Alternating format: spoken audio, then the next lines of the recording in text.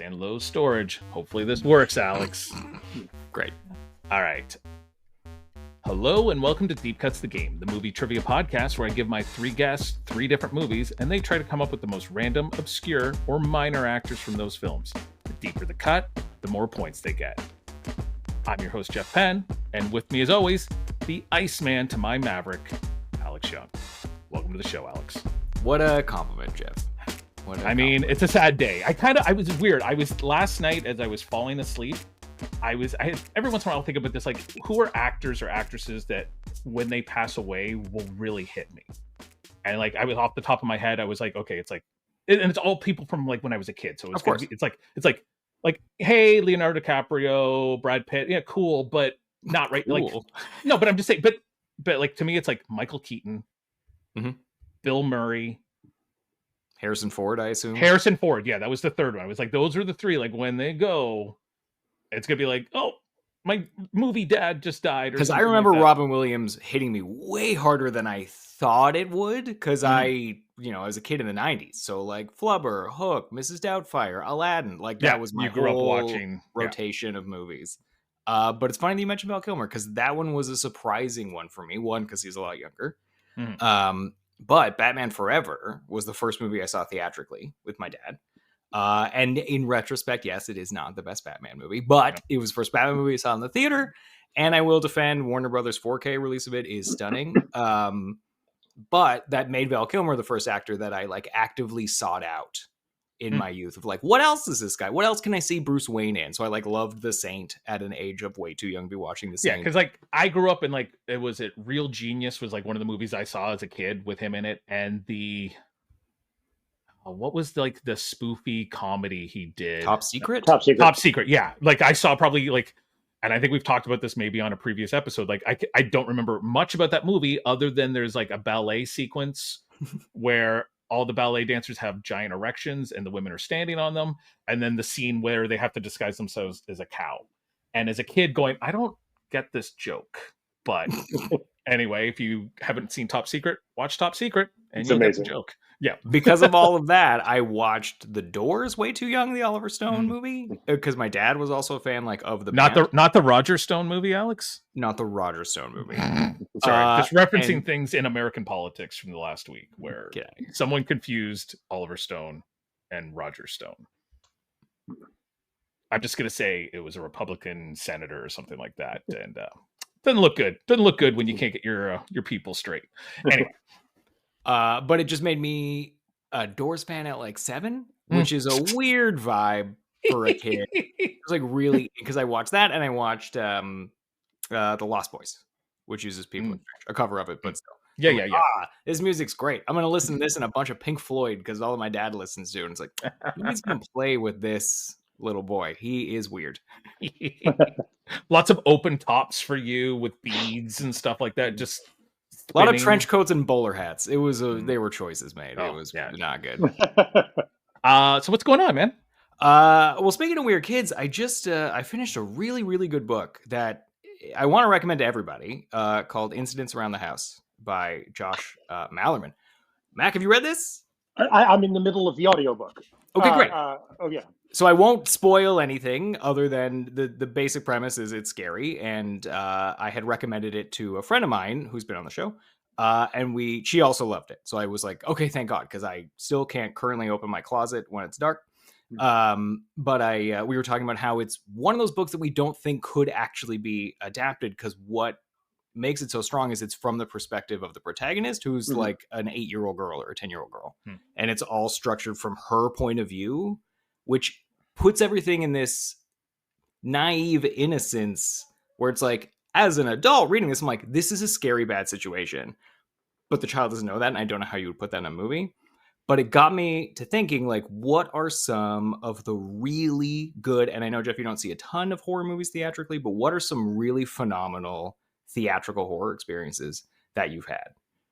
Because, like, for me, I remember seeing the first A Quiet Place, and it was the most respectful audience I think I've ever had in the theater because everyone was appropriately silent. And then anytime there was talking or they're at the waterfall, everyone's like trying to crush their popcorn as fast as they can.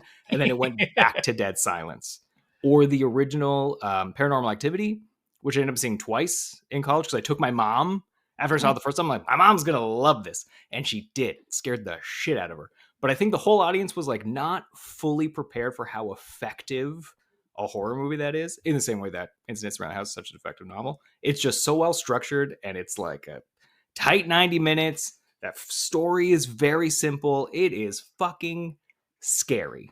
So what you got, Jeff? I mean, off the top of my head, I can remember like I don't remember the audience or anything like that, but I remember walking out of Nope and being like, fuck, that was good. Like that was really good. And like looking at like there was a dad with like his wife and his kid, and I think I was with my kids and my wife, and I kind of remember looking at him going, or we came into the theater and I was like, what'd you see? And he's like, Thor. And I was like, I saw Nope. And he's like, what was it like? And I was like, it was so good. And like we just started talking about like, you should go see Nope. And he's like, you should see Thor. I'm like, I already saw Thor. I don't need to, you know. But then I know you and I went to TIFF Midnight Madness, and we saw Devil's Candy. Yes, with my favorite Ethan Embry. You love Ethan Embry. I do love Ethan Embry. It's just he's one of those like touchstone actors that like we kind of like are the same age, so he was always in stuff that I kind of really related. You were so excited that he was like 5 feet from us at one point. Yeah, he was like he's right here. Yeah, and he was wearing like all black leather, and he looked really cool. He did not look like any of the characters he plays other than in Devil's Candy, kind of. Like, you know, when you picture him from like That Thing You Do or Can't Hardly Wait, you don't picture the Ethan Embry with like a shaved head, leather pants, and like cool tattoos. But the movie, I don't know if Mac or our other guest Brantley has seen it, but it revolves, there's a lot of like satanic kind of stuff in it, and he's a painter, and he's painting this picture that is very disturbing at the end. And at the end of the Q&A, they come up and they say, well, what about the painting? Like, who did the painting for you? And you're like, we actually got a Satanist to paint it for us, to do it for us. And if you'd like, the painting is out front, and you can have your pictures taken with it. Oh, that's amazing. Yeah, it's not after, like, because this is at like 2:30 in the morning, because it's a Midnight Madness. So I go, and I'm tired, and I'm kind of shaking a little bit because I'm tired and it's cold. And Alex is like, take my picture with it. And I'm like, okay. And I just like quickly like snapped one and like, let's go. And you're like, you look at it and it's like all blurry. It's the worst. Do you have that photo anymore? I do somewhere, and it's because you were scared. You were too scared. I'm like, take a better one. You're like, nope, we're going. If you want to ride home, we're leaving right now. And I'm like, okay, Dad, like, let's go. So like, I don't think it's that haunted. Try to track down that photo for me, and I will. I'll post it so that people can see the fear in my shaking hand. But yeah, I mean, I thought that was a great movie. I've watched it since, and yeah, just a very simple horror film that I thought was great. But yeah, that was a good experience for me. Why don't we welcome in Mac and Brantley? You guys have any great horror film theatrical experiences? Mac? Okay. On the really scary front, the one that really left a mark on me when I was much younger was in my hometown, Greensboro, North Carolina, the local theater, for whatever reason, they didn't exactly follow the letter of the law with R-rated movies. If a parent of either my parent or my friend's parents came to the box office with us and said, I give permission for these kids to go to the R-rated movie, they would let us in. So me and a buddy of mine,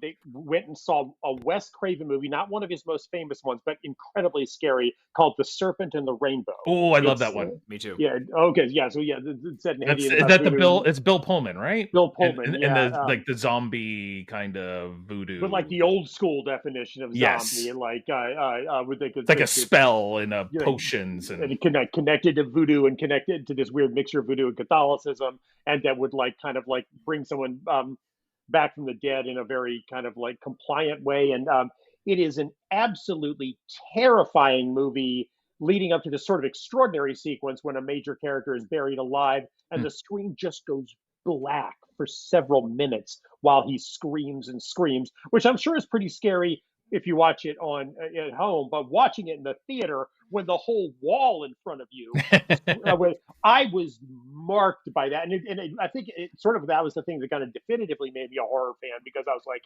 I am so scared. This is an incredibly unpleasant feeling that I want to have again and again. What is wrong with me?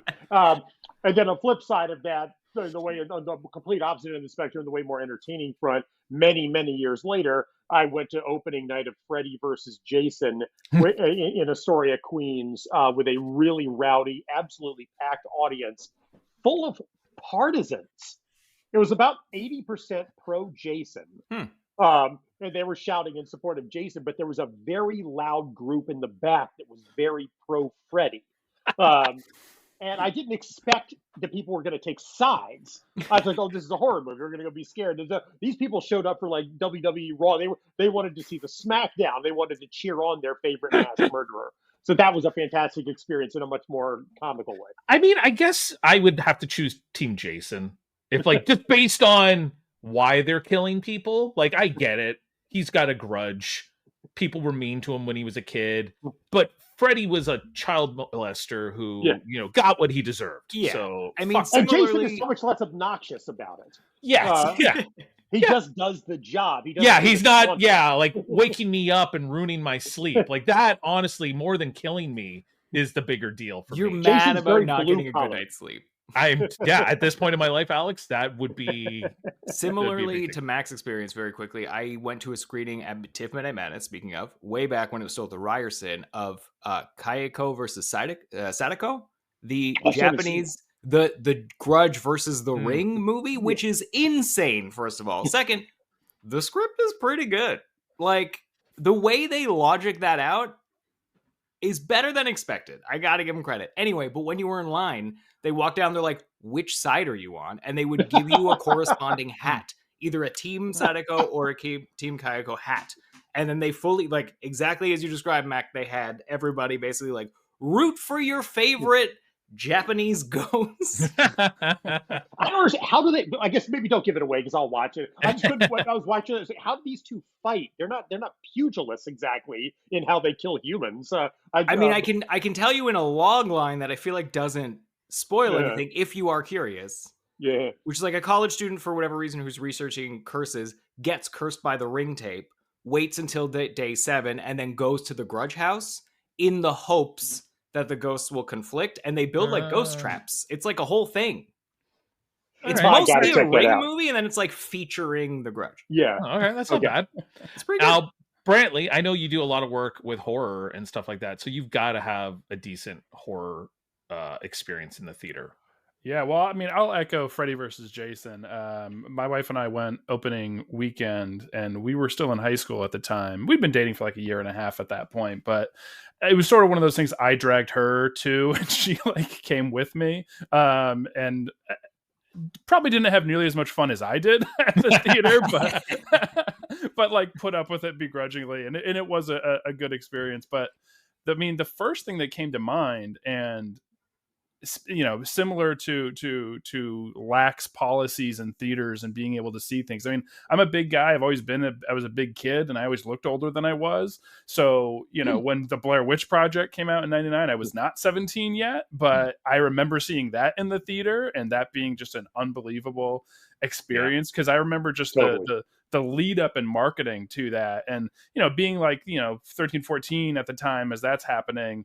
And, like, wait, is it? They can't really. Is it real? Yeah. Is it? Yeah, that was fully a true story. As a kid in the 90s, that was a real thing that happened. Yeah. I mean, I remember believing it until my mom was like, no, it's not real. It's just marketing for the movie. Don't worry. But yeah, I mean, that was like probably one of the biggest, horror memories I have in the theater. And it was just the right age, for horror to hit very well in that setting. That's awesome. All right, well, let's officially welcome in our two guests. So first up, we've got Mac Rogers. He's an award-winning playwright and audio dramatist behind hit podcasts and hopefully I've got these all right because my research, I don't have a professional researcher working for me. Do I, Brantley? No. I don't know. So Mac, you've done The Message, Life After, Steal the Stars, and the one I just recently finished about a month ago was Quiet Part Loud. Cool. You also wrote the film First Time Caller with our former guest, Abe Goldfarb. Abe, when he was on, he was like, oh, you got to listen to Quiet Part Loud. And I was like, it sounds familiar. And we were like, yeah. And so I went back to it and I was like, I had been listening to it. And it was one of those things, I think I was listening to it as they were coming out. And you got to a certain point and something happened in my life or whatever. And I missed like the last 4. So I had to go back, start over again. I was like, oh, this still resonates with today. Things have not gotten Yeah. any better Unfortunately. with the world. And I was like, oh, this is really good. So now I've gone back and I think I just started doing Steal the Stars now. So Okay. Oh, cool. Yeah, I'm very happy. Yeah, it's funny. There was this brief stretch where I was working on, because of just the way writing projects stack up. And there was a brief stretch where I was working on both Quiet Part Loud and the original audio drama that was the basis for First Time Color. And found myself working on two different shock jock stories. And the nice thing about that was it forced me to really work very hard to differentiate the two. Like basically with Quiet Part Loud, which was co-written with the horror novelist Clay McLeod Chapman, he was like, he's going to be a hardcore nativist, like right wing shock jock, and is really high on his own supply, and so he'll make him a true believer. And then with First Time Caller, the original podcast was called The Earth Moves, but they changed it for the movie. We decided to go way more in I was like, okay, this guy is going to be one of those seduction experts. Yeah, he doesn't have any real beliefs. He's like he's kind of smirky and he makes fun of certain like left-wing sacred cows or whatever, but he doesn't actually have any real beliefs except accruing as many listeners as possible, and his sort of like fear of women, which manifests as a desire to like kind of dominate women in this snarky, really obnoxious way. And so it's like, okay, that way these two guys who could be read as superficially similar would actually be strongly differentiated. So I know we were talking before we kind of started recording and stuff like that, and you're working on some stuff right now. Mhm. How like, and obviously every project is different, but how often are you involved in the actual production of these shows? Like, are you there with the recordings and doing the audio and stuff like that? Or is it just kind of, you kind of like listen after and go, good, thumbs up? Well, the career that I've had for the past several years, which is really weird, I didn't know that you could have a career in audio drama, but I've actually managed to work in that space for about 8 years. You never know when that's going to suddenly vanish, but I've been managing. But I've basically alternated between audio drama stories, mostly science fiction, that I write for my own company, Gideon Media, that I co-run with my co-producer Sean Williams, and we produce those in-house. So when I write those scripts, I attend virtually all of the recording sessions. Our regular director Jordana Williams, I kind of like say little stuff to her if I want a little adjustment on this and that. And then I listen to all of the post-production edits, the dialogue edit, then when we layer in the sound design, layer in the score later on. I'm present for all of that.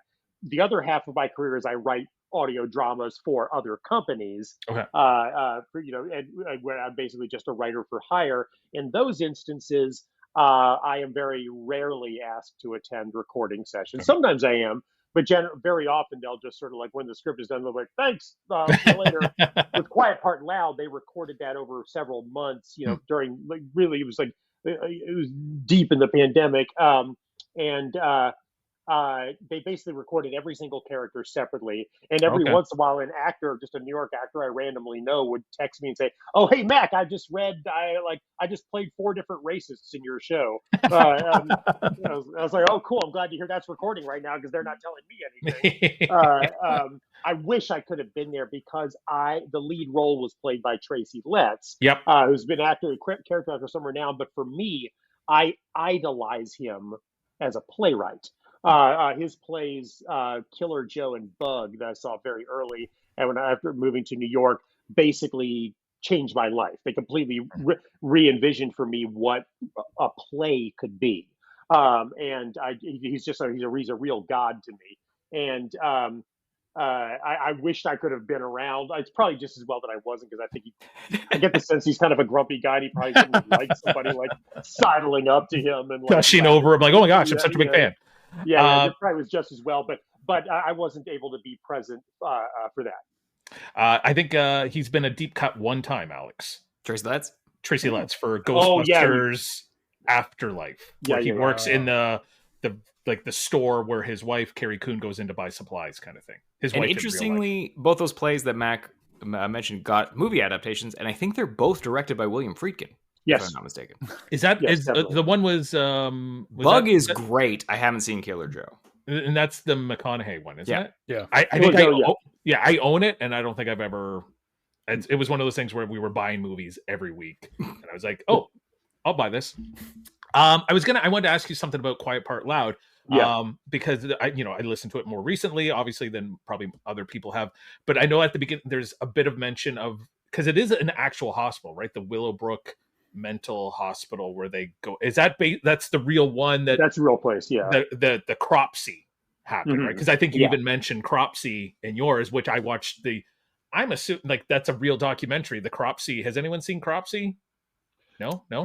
I think I saw it quite a long time ago. Yeah, it's quite old. It's a guy and a girl, and they make a documentary about the hospital and about how then, after it was shut down years later, there was a serial killer in the neighborhood killing young kids. And they've since gone on to do like another documentary series for A&E about like the freeway killer that goes up and down the East Coast kind of thing.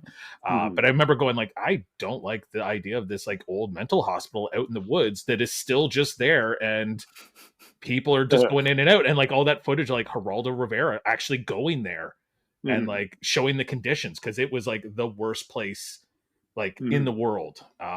You should try to find Cropsey, Alex. It's more terrifying. It sounds really fun. It is. It's super fun. All right, so let's bring in, well, he's already here, but let's officially introduce our other guest. Let me scroll over to my little introduction for him. We're excited to have Brantley Palmer with us. He's an expert researcher for the Gourley and Rust podcast, where he helps unearth the deep cuts, behind-the-scenes details of iconic horror franchises. Brantley, thank you for joining us.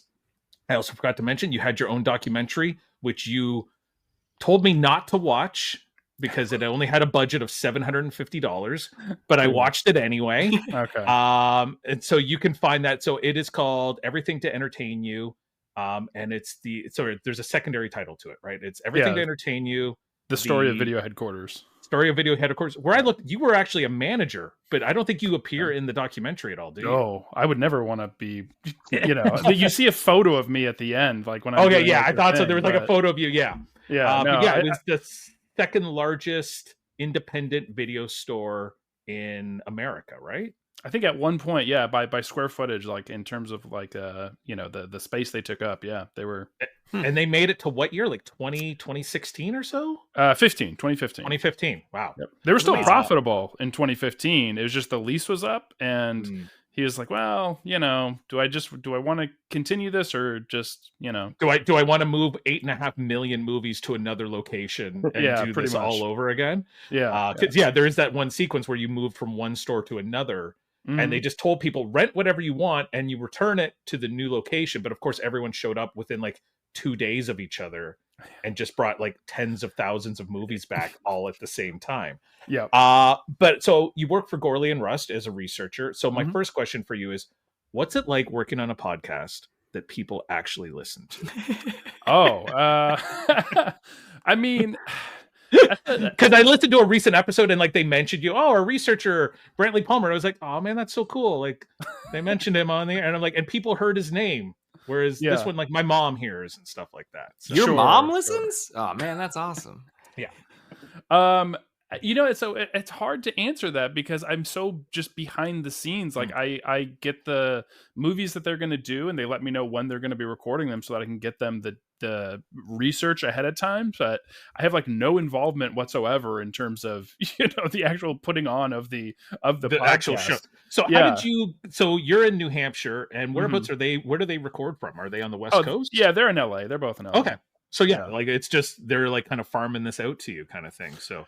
Yeah, well, it was this complicated application process where I emailed them one day and said, hey, do you guys want a researcher for your podcast? I'm a librarian and archivist, and I have a background in film, so, I'd love to do it. And they were like, yeah, sure. And that was a little over 3 years ago. So I was going to ask, how did you get involved? But literally, you just sent an email to them or reached out, and they're like, okay, great. Yep. I mean, I'd been listening to them since they first started. They used to be only on Stitcher Premium back when that was a thing. Wow. Yeah, that was like 2017, 2018. I remember that. Yeah. Yeah. And then they got the show back from that when that all, went away and everything.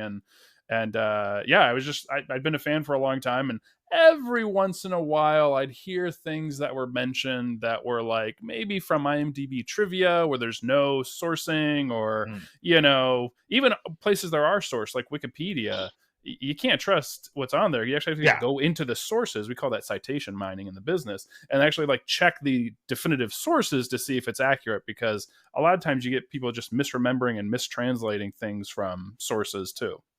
That's what I was going to ask you is, so like there are so many sources available today. Like I was going to ask, how do you determine what's credible and what's worth including? But clearly you're doing just more than what I kind of have to do, which is like go to Wikipedia and see what do they say about Mac Rogers? Well, there is no Mac Rogers Wikipedia page, but I was able to find Quiet Part Loud, which then led me to other things that then led me to this, that led me to that. Also, not a legitimate research source, man. Come on.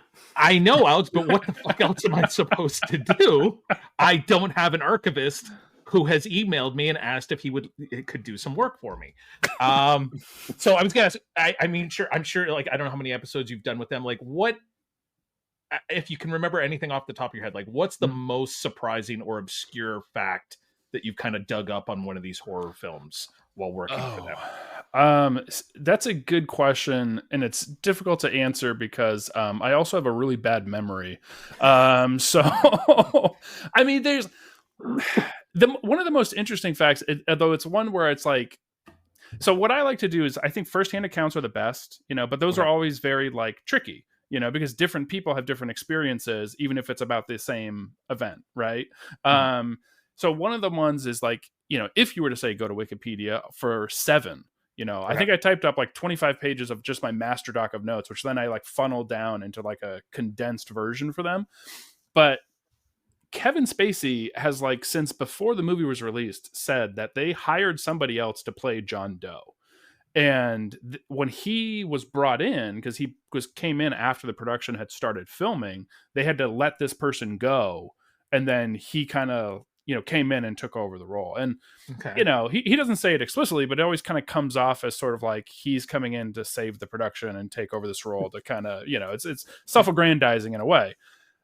If you look in Wikipedia, there is 4 citations after that sentence, or at least there was when I was doing that. And if you go into those actual citations, 2 of them don't mention it at all. One of it is like one of those like listicle articles that's like 17 facts about Seven you didn't realize, which doesn't cite anything. Yeah. And then the other one is just like an interview from him. And so it's his point of view, and it's like, yeah. Now, normally I would say, okay, like, it's someone who worked on the film, I can like trust, like, this is their experience, whatever. Except when you listen to one of the 4 commentaries for the movie, David Fincher himself in one of the commentaries, very politely but kind of friendly, is like, yeah, that didn't happen. I don't know why he got that in his head. That was not the case. And just sort of politely, like, really rebuffs that when they did this commentary. I imagine for the original Laserdiscs or something. And so it's sort of like, well, who do I trust in this situation here between David Fincher and Kevin Spacey? Because there's like, I've never found anything else. I was digging for this forever. It's like, why isn't there anyone else on the crew or the cast who has come forward and said like, yeah, we had this other person and Spacey took over for him, It's just like, it was a weird thing. So it's sometimes those I find the most interesting, because you're sort of making at least I'm sort of making a judgment call where it's like, I believe David Fincher more than I believe Kevin Spacey here. And I feel like there'd have been, it's a safe bet. And I feel like there just would be a lot more evidence if that was truly the case. I mean, like, everyone knows Michael J. Fox took over from Eric Stoltz at this point. And there's been lots of other famous things where it's happened. So you would think, especially if it was someone of any note whatsoever, like, hey, Josh Brolin had to step out of the Seven film and Kevin Spacey took his spot because it just didn't work. I'm like, okay, I get it. But like the fact that no one has ever mentioned it other than Kevin Spacey, it's another incident where it was Molly Ringwald, and then she's like, you know what? Never mind. But it's one of those things where it's like the legend is more interesting than fact. And so you're just going to print the legend. And so it gets repeated as these facts about movies that maybe are not so factual. I mean, from the beginning, they wanted Spacey, but Fincher had like no juice coming off of Alien 3. Like, the studio was like, we're not listening to you, like, whatever, It was Brad Pitt who threw his weight around on that production to get what Fincher wanted, and he bought into Fincher's vision. So that's why when you read like 100+ people read for the character, it was because, they went to Ned Beatty first because he looked like the the posters for the Zodiac Killer, but he was Okay. like, "This is the most disgusting thing I've ever read. I could never do this production," you know. And then they wanted Spacey, so he was like their second choice, but they wanted him like from the beginning. But this Warner Brothers like balked at his quote. They're like, "No way, we're not going to pay that much. You know, it's going to be too much. Bring the budget up."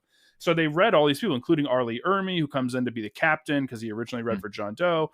But, you know, then they start getting into production. They need a John Doe eventually. And that's when Brad Pitt kind of puts his foot down. It's like, just pay his fucking quote. Like, get him on here. Like, let's go.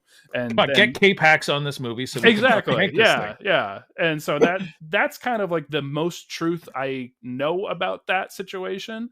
So sometimes, it's not even finding the definitive facts, but just the most truthful version you can find of situations.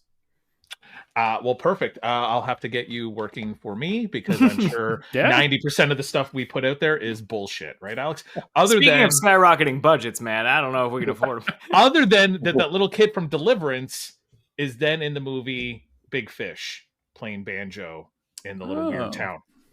At least, according to IMDb, you better look it up, Brantley. Don't quote me on it. All right. Because I had said several episodes that Richard Jenkins won an Oscar, and Craig Speeden pointed out to me that is not true. He was just nominated. And I'm like, I don't think that's right, Craig. And I looked it up, and he's right. Like, he's always right. He's always right, Craig. He's always right. Was that for The Visitor?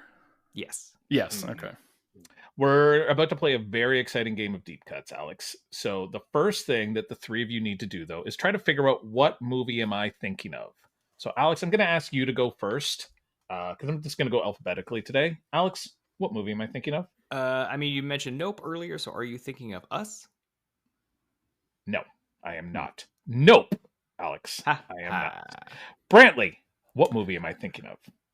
You know, it might be a little obvious with recent events, but are you thinking of the 1993 Western Tombstone? Ooh, I am not. Okay. But well thought. And that, that's probably a good deep cut movie. I'd have to go back and watch it again, but I have a feeling it's got a pretty stacked cast. Probably, yeah. Mac Rogers, what movie do you think I'm thinking of? You mentioned Cropsy earlier, so are you by any chance thinking of the Korean horror film Gonjiam Haunted Asylum? I'm not even writing that down. No, I'm not. So Brantley, you're actually the closest because I was thinking of Val Kilmer, but the movie I was thinking of was Mindhunters. Oh, okay. You know that great movie we watched, Alex? The Bad Movie Night movie? It's like Christian Slater, Val Kilmer. Oh, that one. Johnny Lee Miller. A weirdly stacked cast. Right? It is, Johnny Lee Miller. Is it Ice Cube or LL Cool J? I think it's LL Cool J. Patricia Velasquez from The Mummy is in it. Yes, and then the blonde. There's a lady cop too that I can't remember her name. And then Cold Case. What's her name? Yeah, that's right. Cold Case. K starts with a K. I think it's something. Yeah, and then there's the. Oh crap! He's got a name that is similar to the guy from New Zealand. Clifton Collins. Is it Clifton? Oh, Clifton Collins Jr. I think it's Clifton Collins Jr. is in it as well, and he's in a wheelchair. That's and right. At one point, they freeze the floor with nitroglycerin, and he's like holding up on a bar so his body won't fall in. It's horrible, but some like very graphic death scenes. If that's that was a good time. I remember that like kind of like Saw. Like it might have been pre-Saw, or was it right around the first Saw? I feel like it was right around like an 05-ish, like 20 years ago. Yeah, the same kind of vibe. So, well, Brantley, you're the closest because you got Val Kilmer. So, would you like to go first, second, or third? You know, this is tough. I know Alex loves that third spot, and I don't want to ruin it for him. But not knowing the movies, I'm gonna take first just to kind of give myself a little, slight, I guess, advantage if I'm having trouble thinking of people. All right, Alex, I'm gonna give it to you. I guess I don't know. I'm not even sure what movie. Movies in English. Yes. Okay. So, Alex, what is it? Would you go second or third? I will take my third spot. All right. So that puts Mac at number 2. Cool. So here are the 3 movies. Now, I always ask, like, hey, what are your favorite movies? What are the movies you're into?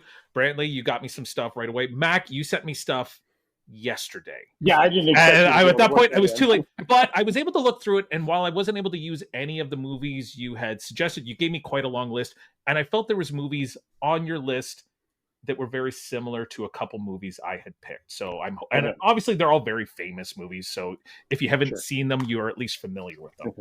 All right, so you had mentioned that you really like the movie Adaptation. which Yeah. I think has a decent cast, but probably not deep enough for deep cuts. But the movie I was doing was from 1999, Being John Malkovich. I know everyone's like, I haven't seen that since 1999. Correct. Yep. But it's got a pretty deep cast. From 2011, Brantley, this one's for you, buddy. Okay. And Alex, I know you only like 2 sports movies. Moneyball. Oh, thank you. Because I believe Brantley was a production assistant. I was for on is the Moneyball. Yep. Yeah. Biggest An movie. uncredited Yes. production assistant. Because Yes. it was in Boston at Fenway Park, which they only shot there for 2 days, and I only worked on it for 1 day, and it was a nightmare. The worst experience I've ever had. It was also the biggest film I've ever worked on, so I guess we were just getting screamed at by the AD all day because we had like 6 PAs to shut down an entire stadium, which is like impossible. So yeah, they were doing construction there. People were still working there because they have their offices there. So people were coming in all these different exits, and you're standing between like 6 of them trying to shut them all down because they had so few of us. So yeah, it was a great movie, just not a good experience working on it for me at Fenway. So our last movie, Mac, you had mentioned that one of your favorite movies, I believe, was Con Air, which I did not do, Alex. Fuck. Because I had already had this movie, and fuck it, I watched this movie. I don't want to blame anyone involved in this movie and anyone who likes this movie for making me watch this piece of shit, because it might be the worst movie I've ever watched my entire life. I hope it's something I love so much. Oh, I'm sure you do, buddy, because you love these pieces of shit movies. From 1998, Armageddon. I fucking knew it. That movie is so terrible. There's a part where someone literally says, "Get your guy under control. He's got space dementia." Space dementia. Yeah. He gets fucking space crazies. I'm sure you can, but it was just such a shitty line. Space dementia. I feel like they want to forget it, but you know what I have? Is the Armageddon Criterion release, Same. which I have since had signed by one of the cast members. That movie is terrible. It's 2.5 hours long. Every shot is just the worst. Like, so many cutaways to like different characters just looking longingly, and so much Aerosmith, which I hate. Oh, that soundtrack rules. It's just the worst. And my favorite part is like at the beginning when the first bits of the meteorite are blowing up New York City. Yeah, that's the best part. But then they're like, well, we can keep this under wraps. So people, I'm like, fucking 24-hour news cycle would be going on and on about this. Like, thousands of people just died. And like, Pre 9/11, nobody knew about it. It's fine. yeah, nobody knew. So while you guys are taking a couple minutes to write down some names and thinking of people from these 3 movies, let's hear a word from our sponsors. Celebrate your love of cinema with MoviePosters.com. Whether it's cult classics, obscure gems, or your all-time favorites, they've got the perfect poster for every fan. Your kids want a Tom Holland Spider-Man poster? They got it. Your mom wants a Kevin Costner poster? They got it. Dad wants all the Scorsese classics? Jeff, they got it. And don't forget something for yourself. All of the above. Go to movieposters.com and use promo code DeepCuts15 and get 15% off your next order. So I went to Euro Disney, which everyone should go to because it's terrible. There are smoking sections, and I went in like 2018, and it's just full of like sad French dads trying to smoke as fast as they can while their kids are trying to pull them away like, papa, papa. But there is an Armageddon ride that is super dated because it is hosted by one of the cast members who has passed away like 15 years ago. And he's dubbed en français in a voice that does not match at all. And the ride is crazy and terrible. There is also an Aerosmith rock and roller coaster. Well, the Aerosmith rock and roller coaster, they have that at Disney in Florida. Do they? Yeah, or they did anyway. And That's it was actually wild. pretty good. Because it goes like 0 to 60 in like 2.5 seconds. Yeah, like Aerosmith. Okay, we are back. We've got Armageddon and Being John Malkovich from 98 and 99, and then Moneyball from 2011. I will remind you that sometimes there's actors or actresses that appear in more than one film. If you do say those people, you get the points for all the films they're in. I will tell you this, there are 2 actors that appear in more than one of these films. Which you're like, wait, yeah, that's kind of surprising. But so, and you get a decent amount of points, and they're both very famous people. So these aren't like some weird guy who was like a homeless guy in one movie and the killer, whatever, some henchman in another one. These are big time known people. So Brantley, you were the production assistant on Moneyball. I know you love Armageddon, but you're drawing a bit of a blank on being John Malkovich. But you can choose from any of these 3 movies wherever you want. So what is your first deep cut? I am going to go to Armageddon. The guy who finds the asteroid, he's sitting in his chair and he finds it in the sky and then wants to name it. He wants to name it after his wife, who is Grace Zabriskie from Twin Peaks. Jesus Christ. Yeah, shit. Well done. Like, and I feel so bad for her in that movie. She gets shit on so bad by him. And she's in a super small amount, but I never missed that like frizzy kind of He's hair. Like, he's like, give me my phone or what? He's just yelling at her. And so she's from Twin Peaks. I believe she was also in was she in The People Under the Stairs? Man, you love that movie. I do love that movie. She was also in Seinfeld. If everyone's trying to remember who she was George's fiance's mother. That's who she is. She's the awful woman. So she's worth like 18 points because holy shit, really? I didn't know that was her name until I looked it up. I knew who she was. She was one of those people I recognized, but I didn't know her name, kind of thing. And like you said, super small part in Armageddon. Yeah. Well, I've been watching Twin Peaks recently, and then I was like looking her up because I hadn't seen her in a while and realized is she Laura Palmer's? Is she Laura Palmer's mom in Twin Peaks? Yeah, I think she's her mom because I kind of remember her crying a lot. Married to actually I guess I don't think he's in any of these 3, but I shouldn't say anyway. Yeah, is she the guy with the black hair guy with the I think she's with the guy who's also in People Under the Stairs, who's got like the black hair. And shut up, Alex. Anyway, Grace Zabriskie, very good deep cut. Okay, Mac, you've got one. What is your first deep cut? I'm also going to go to Armageddon, somebody who has a very small role in it and is currently vastly more high profile as an actor, because he's getting a lot of attention because I guess he's got a very attention-getting role on White Lotus this season. He's got a tiny role as one of the NASA scientists who gets picked on by Bruce Willis, Jason Isaacs. Wow. Yes, yeah. He's almost unrecognizable in the movie because he's like much younger, seems much thinner and everything like that. But yeah, he's one of the main. And that's the one he's arguing with the president, and they're like, you should listen to this guy. He's the smartest guy in the room, if I'm not mistaken. The only reason I remember him is because he is the other guy in a clip that gets passed around the internet constantly, which is of Ben Affleck's the audio commentary on the DVD, where he makes fun of the plot of Armageddon. It's during the scene where Bruce Willis is telling Jason Isaacs that you pencil necks don't know how to drill on the moon. And Ben Affleck's like, this is ridiculous. It would be so much easier to teach astronauts to drill. To do a drill, to teach drillers how to be astronauts and fly in space and wear environment suits and all that. It's like, he talks about telling Michael Bay that this was preposterous and Michael Bay shouting at him and stuff. But Jason Isaacs is the other actor in that clip. And so he's like, it's stuck in my head as he's in Armageddon. Well, you were right. Dr. Doom, is that like his kind of I'm trying to think, like, what's Jason Isaacs best known for, Alex? Was he I know Doom mostly from Harry Potter, but also he's the Inquisitor in the Star Wars animated series. That's my touchdown for him. Sorry, go ahead, Brian. No, I was gonna say, wasn't the guy the Doom in the original Fantastic Four movies? Wasn't he like in Nip Tuck or something? Isn't that a different guy? Yes, yeah. I'm confusing it with that guy. Like, that's Julian McMahon. Yeah. Okay, that's his name. Yeah. No, Jason Isaacs. Yeah, he played a lot of villains. He started playing heroes more recently, or more sympathetic. But he's like Malfoy's dad in Harry Potter. He's in the first half of Star Trek Discovery, the first half of season 1. Oh yeah. Oh right, yeah. So yeah, Jason Isaacs, 13 points. Well done. Cool.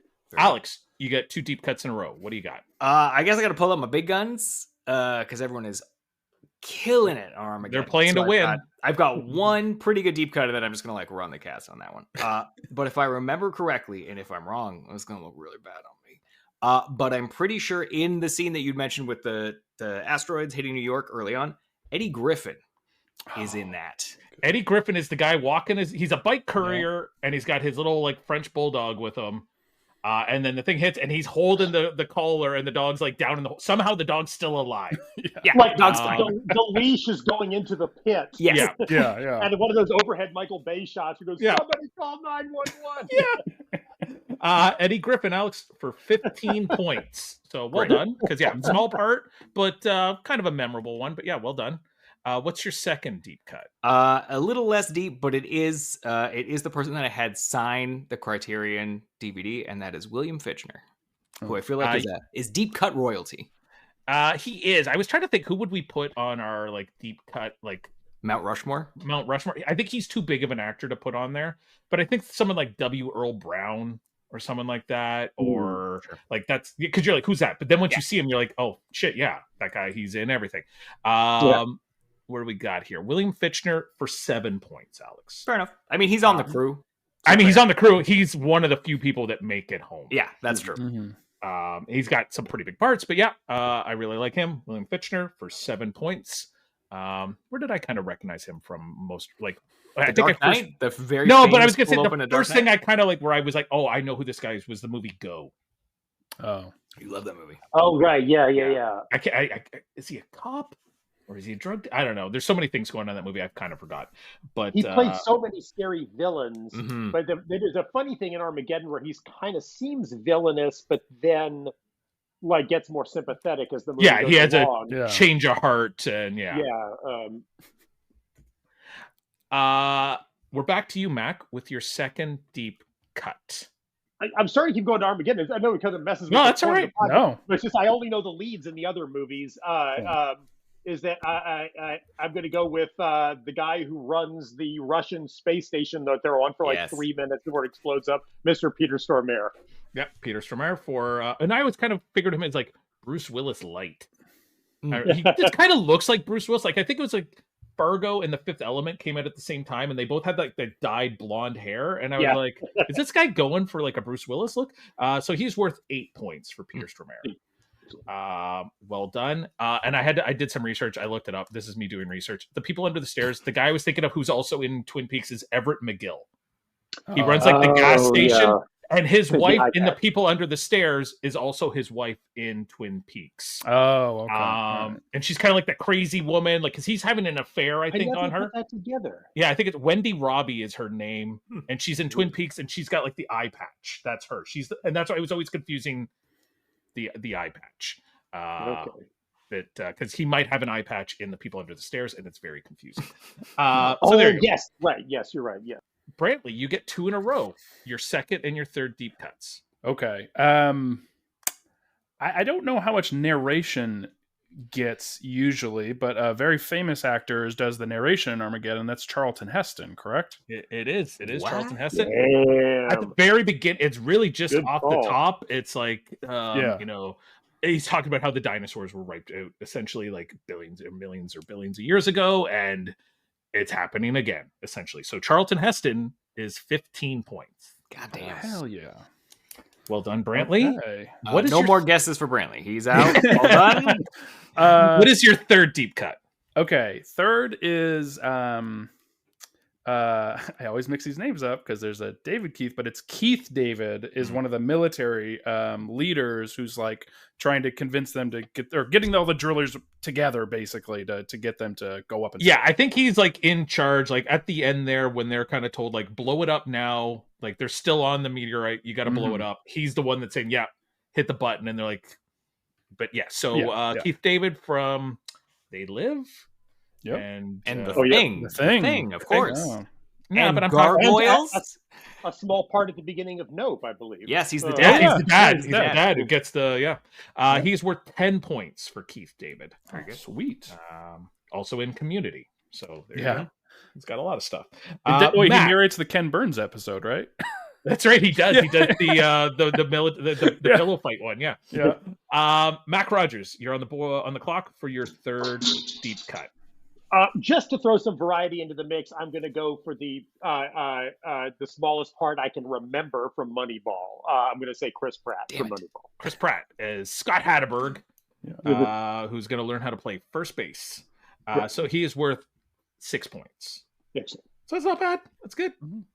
kind of like the first thing Chris Pratt did outside of was that after Parks? It must have been after Parks and Rec, right? Or probably around the same time. Same time? During, yeah. During the Yeah, run during? of it or Yeah. something. It was honestly the only one I could remember outside of the two leads in Moneyball. I mean, fair enough. There's a few that are like, oh, that person's in it. But yeah.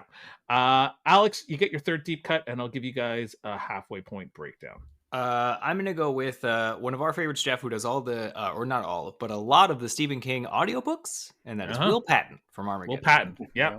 Now, I was thinking he was going to be worth a lot more points. He's in it a lot. But he's in the movie the whole time. He's honestly almost second bill behind the lead. Like, yes, not in name, but in like screen time, sure. He's right up there. So he's worth 6 points. I'll take it. 6 points for Will Patton from Minari. So that gives you 28 points at the half. Mac, you have 27 points. And Brantley, running away with it, has 43. God damn. So that's good. Hey, but hey, you know what? Everyone's doing good. No one's going to be on the low scoreboard. That's good. Excellent. Before we jump into it, I wanted to ask our guests, because I've been watching a lot of TV shows and I'm seeing all the same TV tropes over and over again. Does anyone know anything about being served papers? You know, you always see in a movie or a TV show, like they're like, "Oh, are you Jefferson Thomas?" And they're like, "Yes." He's like, "Well, you've been served." And he's like, "Ah, son of a bitch." And I was like, if it's only the two of you there, like Alex, if you came up and served me papers, could I not be like, "Nah, I don't want them"? Like, what is there to? I don't know how that works in real life. I've always assumed that's something you distort in movies because people are always coming up with these extraordinarily creative ways to serve someone with papers. Yeah, I think I saw someone turned the papers into a paper airplane and threw it at a guy. But they're like, literally, they could leave. Like, you don't even have to take them. You could just put them at your feet. But I'm like, if nobody was there to see the interaction happen, I could just say, "No, you never served me." But you would think there would have to be some sort of photo. Well, I feel like as a note, like basically they're like a notary, right? Like it's like I serve the paper, I legally, because hey, you can watch the great Matthew Perry, Elizabeth Hurley vehicle, Serving Sarah, where I think Bruce Campbell is her husband. Okay. And that is the whole premise of the movie is serving. I saw it in the theaters and I loved it. I was just thinking because I'd heard a story that I think David Schwimmer's mother had worked in a law office or something like that, and so he would often go out and serve papers for her when he was in like college or university. And so one time he actually had to serve divorce papers to Rod Stewart. So they're like, he's in New York, he's at this club, track him down and serve him papers. So he's like, "Oh, Mr. Stewart, I'm such a huge fan." He's like, "Oh, hey, kid." And he goes up to like take the picture. He's like, "You've been served," and then like walks away. And I was like, he's like, he clearly didn't know I was nobody at the time, but he's like, I wonder if now 20 years later, he's like, that fucking kid was Ross from Friends. He's like, I've never watched Madagascar ever since. Well, anyway, that was a little side detour there. Alex, what is your fourth deep cut? I'm gonna go with because I'm hoping he's worth more because I know he does not make it to the asteroid. His ship gets blown the hell up. That is Owen Wilson.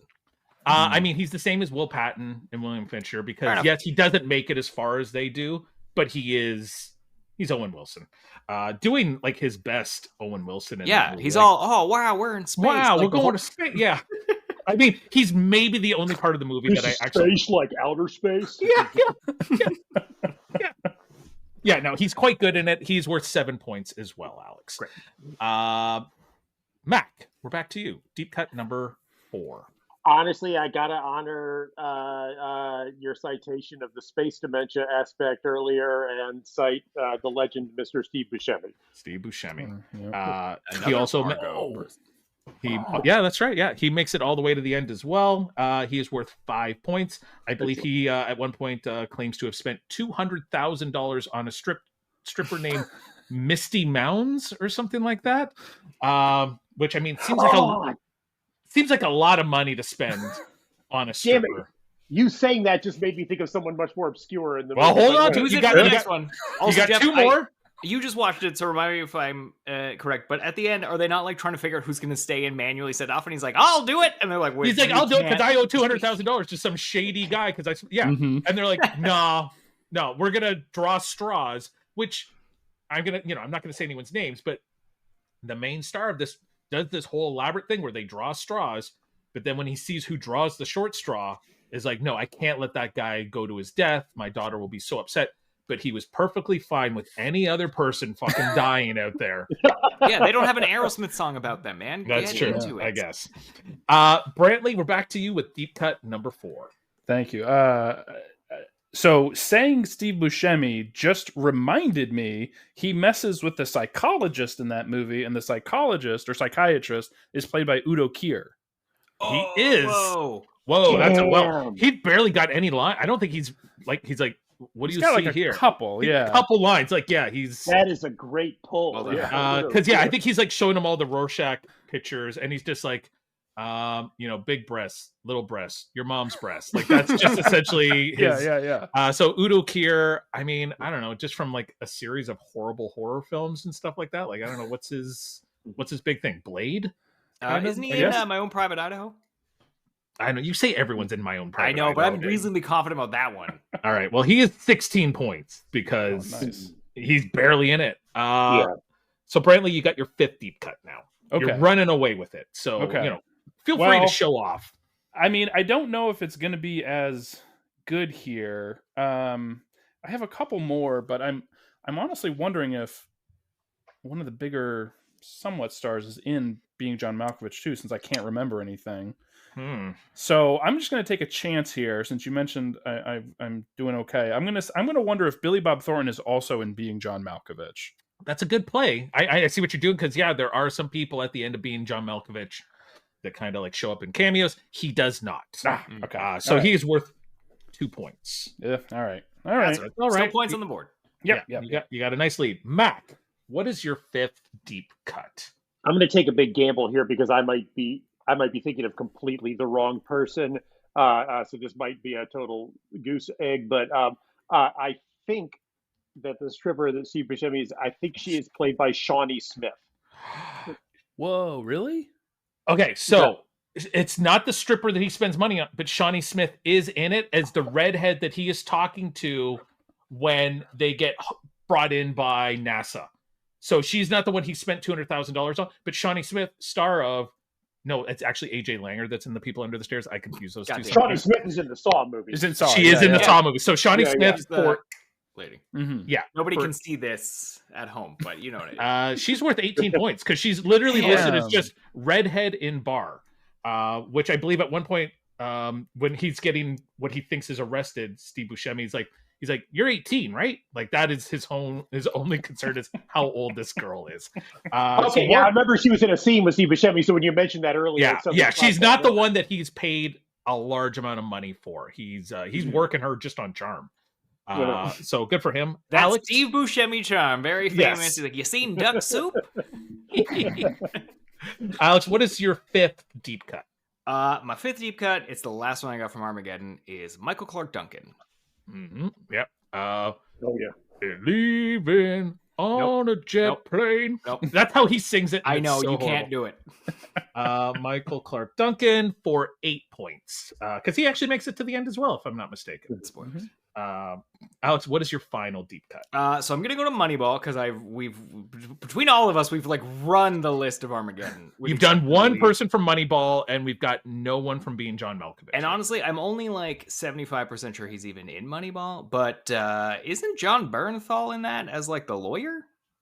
There's a lawyer in Moneyball? I don't know. Is John Bernthal in it? No. What? Are you sure? He's a lawyer in Air. He's Michael Jordan's lawyer in Air. I am thinking of Air. I don't know why I confuse this movie, but that's the role. Because you think all sports are the same. Yes. What is the difference between basketball and baseball? There's big differences. I did see Air, though. Is that kind of sports movie? I've now seen 3 of that. Okay, so he's not in it. But nice try. I'm glad that you branched out a little bit. Mac, it's your final deep cut. You're doing good. Gosh, I don't remember any of the supporting players from the other 2 movies. I don't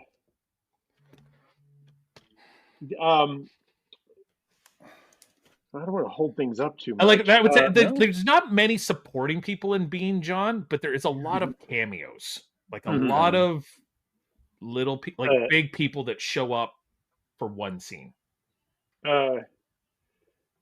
Lord have mercy, I cannot remember a single one of them. Okay, I'm gonna once again I'm gonna roll the dice, and one this guy may not be in the movie at all, but just to have some fun. Is Jeremy Davies in Being John Malkovich? It feels like a kind of guy that would have been in that, right? Like Jeremy Davies from Saving Private Lost. Ryan, right? This And might be a goose egg, but just to keep it interesting, Spanking the Monkey, I think was. Yeah, that's why I first saw him. Yeah, he's not, unfortunately. So Solid guess though. I was when I first saw him, I always thought he was Henry Thomas from E.T. Like I thought that's who Henry Thomas grew up into. As adults, they look so similar. Yeah. But it's not him. Yeah. Brantley. I'm not going to tell you what the scores are, but you've got your last deep cut, and right now you're just playing for high scores here. You're just trying to put as many points on the board as you can. Okay, so I know you're not saying the score, but I feel like that lets me know I'm okay to take a guess. So I am going to take a guess here. There is one of the NASA eggheads in Armageddon. He's a shorter guy, bald. He's the one when right before Bruce Willis comes on in that amazing speech that I know you love so much, Jeff, where he says, "Houston, you have a problem." It's the guy right before that who's like, "We're getting some magic happening. We're bouncing the signal off of like a Russian satellite or something like that." I think he's in Election, isn't he? Jeff does love Election. I do love Election. So the Matthew Broderick, Reese Witherspoon, Chris Klein. So who do you think he was in Election? Just so I can... I'm trying to remember. I don't like the teacher that gets fired first. Like Broderick's it's not Matthew Broderick's friend. He's Mark Parabolic, who I just saw in an episode of Castle where he was. I want to say it's like when Broderick gets caught at the end. It's not the principal, but it's like one of the other people that's in there. That kind of they all look at him because he hates him because he never throws his stuff away, right? No, not the janitor. It's like another teacher or something. I think. I remember Election really well. I'm scrolling through. I could have. Right now, I'm gonna have to give you a 0. Okay, but if you do your Archivist research and show me that this guy's in it, I will readjust the points. That's okay. For posterity. Reconvene for like an addendum. Yeah. So I'm just gonna write down Election, and I'm gonna write down 0. No worries. With a little citation that this could be changed. Okay. But I agree. I support it, Brandon. It's more fun to gamble. Yeah, exactly. And I mean, only when you're right. Yeah. Yes. Or you're winning by so much that you can risk it. Yeah, and I didn't have either of those. Mm-hmm.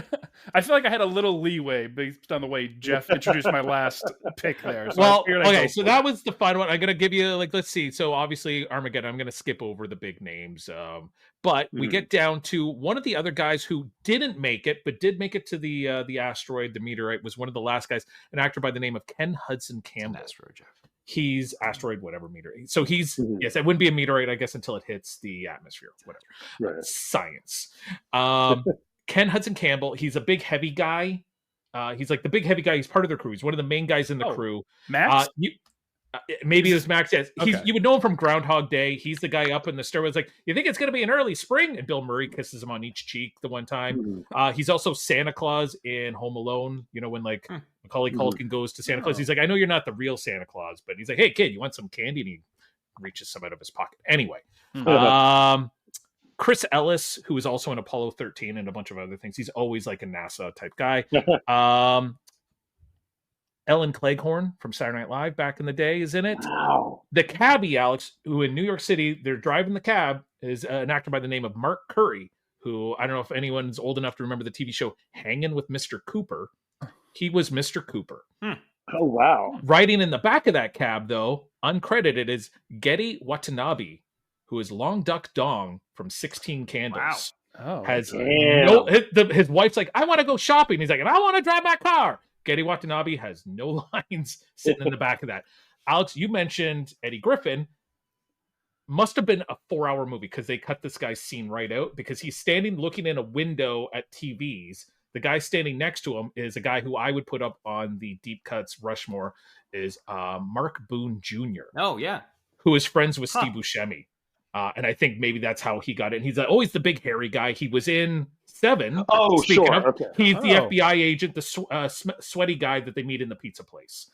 That guy. He's got It's no. okay to look people up now. Right? You can look all you want. Okay. Oh, at the very end, after they've blown up the asteroid and all the kids are riding around with their NASA ships and stuff like that. From Malcolm in the Middle, Dewey, Eric Sullivan is one of the kids. Okay. Michael Bay. Nobody said Michael Bay makes a cameo as a scientist. He's got long hair. I'm like, who's this handsome motherfucker pretending to be a NASA scientist? Yeah. And Alex, your favorite, Christian Clemson from Bad Influence, who is James Spader's brother in Bad Influence, and then Judith Hoag. Judith Hoag, who is April O'Neil in the first Teenage Mutant Ninja Turtles. Oh, yeah. Is the Will Patton's ex-wife. So she's got a pretty big part. All right. I was trying to remember who that was because I remember him going to go see his kid. See her, and he's got his kid. Yeah. And he's like, being John Malkovich, John Cusack, Cameron Diaz, Catherine Keener, John Malkovich, obviously. Octavia Spencer has a small part in it. Mary Kay Place, Willie Garson from Sex and the City. I mentioned him earlier. W. Earl Brown is in it as one of the first clients who wants to be in the when they start running it as a business where people can pay to go into.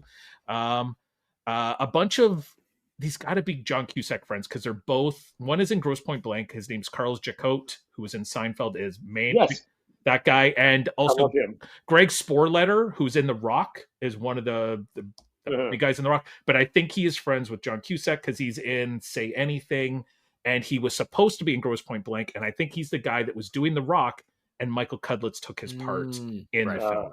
I have to ask, sure, because I have to assume that John Malkovich would be like the least points of. He was one. It was Cusack was one, Malkovich was one, and I was like, okay. Fair enough. Titular character, yeah. Then you get all your like famous cameos. So like Andy Dick, David Fincher. The Hanson brothers are in the movie for some reason. Great. Dustin Hoffman, Sean Penn, Winona Ryder, and Gary Sinise. And this is I don't also remember any of them. I think at the end, because then a bunch of rich people have paid because they want to go into Malkovich and be born again. Remember that? That's how the movie ends. Is like all these like rich older people are going to become the new baby that is born. Out of, I don't know, it's weird. I have to watch it again. But that is also where you get your two crossovers with Moneyball. One of them being Brad Pitt is one of the celebrities at the end. And Spike Jonze, who plays Robin Wright's new husband in Moneyball. I knew I recognized that guy. I can't place him. All right. Yeah, I mean, other than that, nothing huge in Moneyball. You got Philip Seymour Hoffman, Robin Wright, Brent Jennings from, I think, stuff. Oh, Philip Seymour Hoffman is in it. Yep. There was he's the coach, manager. He's the manager. Yeah. Arliss Howard from Full Metal Jacket and a bunch of other stuff. And then you have some like baseball players playing other baseball players. And then Bob Costas and Tim McCarver doing a bunch of announcing, which I would have given you points for. But the final score, Alex with 43, Mac Rogers with 50, and Brantley Palmer with 61, and that's including a potential 0 on the last guess. So a very solid game, Brantley. All right. Who would you like to see or hear, obviously, as a future guest on Deep Cuts the Game? I don't know. It could be someone that you know or just someone you want to burden this with. It could be the star of I Love You, Beth Cooper. I don't care who it is. It could be anyone. Well, sure. You know, look, I may have some ins here or there, but honestly, I've been thinking about this, and I did have someone in mind, but for 3 reasons. 1, I think they'd actually be really good at this game. 2, they're Canadian. And 3, they seem like you could actually get them because they might I've heard actually them do on it. Podcasts. Yeah. I mean, that's always the biggest thing. Yeah. But they are director and special effects makeup artist Steven Kostanski, who I'm pretty sure is like in the Toronto area or something. Kostanski. Yeah, he directed The Void. He directed. The Void is great. Yeah, Psycho Goreman. Oh yeah, that's. I do love Psycho I love that. And did he not just do Frankie Frico? He just did Frankie Frico. Yeah, exactly. So I was thinking like, there's a celebrity I bet that they could get and would be good at this game. Perfect. Thank you very much for the tip. That's a good suggestion. Brantley, so we know you're working on the Gourley and Rust podcast. What else you got going on? Where can people find? Obviously, I found you. I think you contacted me. I right, did on Blue Sky, which is always great when somebody reaches out to me and was like, "Hey, I'd like to be on your podcast." Yeah. But so we can find you on Blue Sky, obviously under. I think it's just under Brantley Palmer, right? I think so. There might be a period in between. I know my Instagram has a Brantley.Palmer on it. You can find me there if you want. Yeah, and you know you'll hear my name mentioned on with Gourley and Rust if you listen to that. I used to have a podcast, but we haven't done it forever. That's right. So I can't really plug it. Yeah. Yeah, and then Alex probably won't watch it when it comes out, but I am in the process of working on a sports documentary right now. So that'll eventually. What sport be out. is it? Football. What sport is it? Football. Right, so I don't know if you highlight. All right, I'm 50-50. We'll see. I might watch it. All right. That's great. We'll let us know when that's all done, and we'll tag it and we'll talk about it. Mac, you've got so much going on, including so many audio podcast dramas kind of things. Anything new in the works for you that people could be on the lookout for? Yes. So my company, Gideon Media, we make a bunch of audio dramas that I've written. We are currently recording the third season of a science fiction multi-season show called Give Me Away. That's about a spaceship crash lands in the Nevada desert. They find that inside is a cyber prison, where a bunch of political prisoners from another planet have been uploaded, just their consciousnesses, onto the mainframe, and they're in terrible pain, suffering. The only way that they can be liberated is to share for each one of these political prisoners, and there's thousands of them, is to share a brain with a human who is willing to host them inside their brain. And that human from now on is now a hybrid person with two consciousnesses sharing their brain for the rest of their life. And it's basically a story about radical hospitality, or my very glib log line is consensual body snatchers. And so it's basically a story about, like, would you, in order to relieve a person who's suffering, take them into your mind and share them, so for the rest of your life your body housed two consciousnesses. And it's about people. I wouldn't do it either, but it's about the type of people who do decide to sign up and do it, and how this colony in Nevada becomes sort of like an increasing sort of political hot button. And the third season, some really crazy stuff happens. We're recording it right now. I want to tell folks, get caught up on seasons 1 and 2 of Give Me Away. It's on basically every podcast platform, because season 3 will be coming out later this year, and it is going to be wild. Perfect. Nice. Yeah, I'm like I said, I really enjoyed The Quiet Part Loud, and like I said, I'm working my way through Steal the Stars, which is really good. So looking forward to it. Awesome.